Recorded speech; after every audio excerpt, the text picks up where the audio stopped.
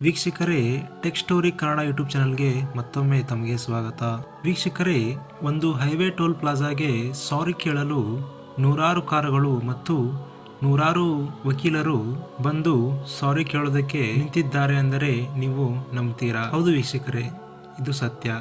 ಅಸಲಿಗೆ ಇಲ್ಲಿ ಆಗಿದ್ದಾದ್ರೂ ಏನು ಅಂದರೆ, ಇಲ್ಲಿ ಒಬ್ಬ ವಕೀಲರು ರತ್ನೇಶ್ ಶುಕ್ಲಾ ಎಂಬುವರು ಲಕ್ನೋ ಕೋರ್ಟ್ಗೆ ಯಾವುದೋ ಕೇಸ್ಗಾಗಿ ಹೋಗ್ತಾ ಇದ್ರು.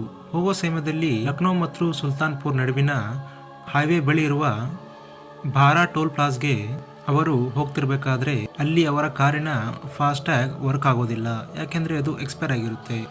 ಆಗ ಅಡ್ವೊಕೇಟ್ ರತ್ನೇಶ್ ಅವರು ಟೋಲ್ ಪ್ಲಾಜ್ ಸಿಬ್ಬಂದಿಯೊಂದಿಗೆ ನಾನು ಕ್ಯಾಶನ್ನು ಪೇಮೆಂಟ್ ಮಾಡ್ತೇನೆ, ರಿಸಿಪ್ಟ್ ಕೊಡಿ ಎಂದು ಆತ ಕೇಳಿದ್ದ. ಇದಕ್ಕೆ ಟೋಲ್ ಸಿಬ್ಬಂದಿ ಒಪ್ಪಲಿಲ್ಲ. ಇದರಿಂದ ಇಬ್ಬರ ನಡುವೆ ಮಾತಿನ ಚಕಮಕಿ ನಡೆಯೋದಕ್ಕೆ ಸ್ಟಾರ್ಟ್ ಆಗುತ್ತೆ. ಮಾತಿನ ಹಂತ ಎಲ್ಲಿವರೆಗೂ ಹೋಗುತ್ತೆ ಅಂದರೆ, ಒಬ್ಬರಿಗೆ ಒಬ್ಬರು ಬೈದಾಡಿಕೊಳ್ಳುವಂತಹ ಸಿಚುವೇಶನ್ ಅಲ್ಲಿ ಶುರು ಆಗಿಬಿಡುತ್ತೆ.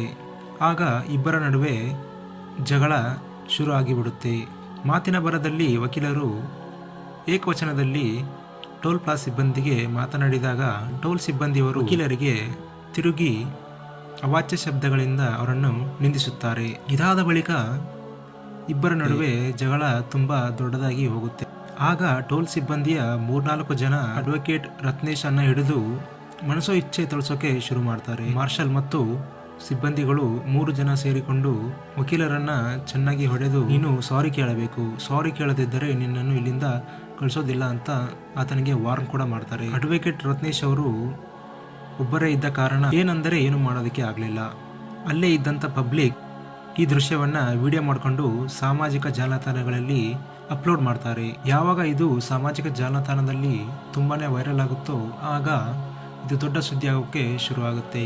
ಯಾವಾಗ ಇದು ಸೋಷಿಯಲ್ ಮೀಡಿಯಾದಲ್ಲಿ ತುಂಬಾ ವೈರಲ್ ಆಯಿತೋ ಆಗ ಲಕ್ನೋನ ಎಲ್ಲ ವಕೀಲರು ಸೇರಿ ನೂರಾರು ವಕೀಲರೊಂದಿಗೆ ನೂರಾರು ಗಾಡಿಗಳನ್ನ ತೆಗೆದುಕೊಂಡು ಹೋಗಿ ಆ ಟೋಲ್ ಪ್ಲಾಜಾ ಬಳಿ ಸ್ಟ್ರೈಕ್ ಅನ್ನ ಮಾಡೋದಕ್ಕೆ ಶುರು ಮಾಡ್ತಾರೆ. ಅಲ್ಲಿರುವಂತ ಟೋಲ್ ಪ್ಲಾಜಾ ಗೇಟ್ಗಳನ್ನ ಪಬ್ಲಿಕ್ಗೆ ಫ್ರೀ ಆಗಿ ಬಿಡೋದಕ್ಕೆ ಶುರು ಮಾಡ್ತಾರೆ. ನೂರಾರು ಲಾಯರ್ಗಳು ಮತ್ತು ನೂರಾರು ಕಾರುಗಳನ್ನು ನೋಡಿ ಟೋಲ್ ಪ್ಲಾಜಾ ಸಿಬ್ಬಂದಿಗಳು ಅಕ್ಷರಶಃ ಏನು ಮಾಡೋದಕ್ಕೆ ಸಾಧ್ಯವಾಗಲಿಲ್ಲ. ಆಗ ಅಲ್ಲಿರುವ ವಕೀಲರು ಕೇಳಿದ್ದು ಒಂದೇ, ನಾವು ಇಲ್ಲಿ ಗಲಾಟೆ ಮಾಡೋದಕ್ಕೆ ಬಂದಿಲ್ಲ, ಸಾರಿ ಕೇಳೋದಕ್ಕೆ ಬಂದಿದ್ದೀವಿ ಅಂತ ಕೌಂಟರ್ ಅನ್ನ ಕೊಟ್ಟರು. ನಾವು ಇಲ್ಲಿ ಸಾರಿ ಕೇಳೋದಕ್ಕೆ ನಾವು ಇಲ್ಲಿ ಬಂದಿದ್ದೇವೆ, ಯಾರಿದ್ದೀರಾ ಅಂತ ಅಡ್ವೊಕೇಟ್ಗಳು ಹೇಳೋದಕ್ಕೆ ಶುರು ಮಾಡ್ತಾರೆ. ಇದಲ್ಲದೆ ಆ ಟೋಲ್ ಪ್ಲಾಜಾದ ಮೇಲೆ ಲಕ್ನೋ ಕೋರ್ಟ್ನಲ್ಲಿ ಕೇಸ್ ಕೂಡ ಹಾಕ್ತಾರೆ. ಕೇಸ್ ಹಾಕಿದ ಬಳಿಕ ಆ ಟೋಲ್ ಪ್ಲಾಜಾವನ್ನು ಬ್ಲ್ಯಾಕ್ ಲಿಸ್ಟ್ಗೆ ಹಾಕಲಾಗಿದೆ ಮತ್ತು 5 ಕೋಟಿ ಫೈನ್ ಕಟ್ಟಬೇಕೆಂದು ಕೋರ್ಟ್ ಆದೇಶ ಮಾಡಿದೆ. ಇದರ ಜೊತೆಗೆ ತಪ್ಪಿತಸ್ಥರಿಗೆ ಬೇಲ್ ಸಿಗದಂತೆ ಶಿಕ್ಷೆ ಕೊಡಬೇಕಂತ ಕೋರ್ಟ್ಗೆ ಮನವಿಯನ್ನು ಕೂಡ ಮಾಡಿದ್ದಾರೆ. ಇದರಿಂದ ಗೊತ್ತಾಗುತ್ತದೆ ಒಗ್ಗಟ್ಟಿನಲ್ಲಿ ಎಷ್ಟು ಬಲವಿದೆ ಅಂತ. ಇದೇ ರೀತಿ ಅಡ್ವೊಕೇಟ್ಗಳು ನಮ್ಮ ಭಾರತದಲ್ಲಿ ಯಾವುದಾದರೂ ಅನ್ಯಾಯ ನಡೆದಾಗ ಇದೇ ಒಗ್ಗಟ್ಟಿನಲ್ಲಿದ್ದರೆ ನಮ್ಮ ದೇಶ ಇವತ್ತು ಎಲ್ಲೋ ಇರ್ತಿತ್ತಂತ ಹೇಳಬಹುದು. ಬಹುಶಃ ಮುಂದೆಯಾದರೂ ಎಲ್ಲೇ ಅನ್ಯಾಯ ನಡೆದರೂ ಇದೇ ರೀತಿ ಅಡ್ವೊಕೇಟ್ಗಳು ಒಂದಾದರೆ ಎಲ್ಲ ತಪ್ಪಿಗೂ ನ್ಯಾಯ ಸಿಗಬಹುದು ಎನ್ನುವುದು ನಮ್ಮ ಅನಿಸಿಕೆ. ಇದರ ಬಗ್ಗೆ ನಿಮಗೆ ಏನು ಅನಿಸುತ್ತಾ ಅಂತ ಕಮೆಂಟ್ ಮಾಡಿ. ಧನ್ಯವಾದ.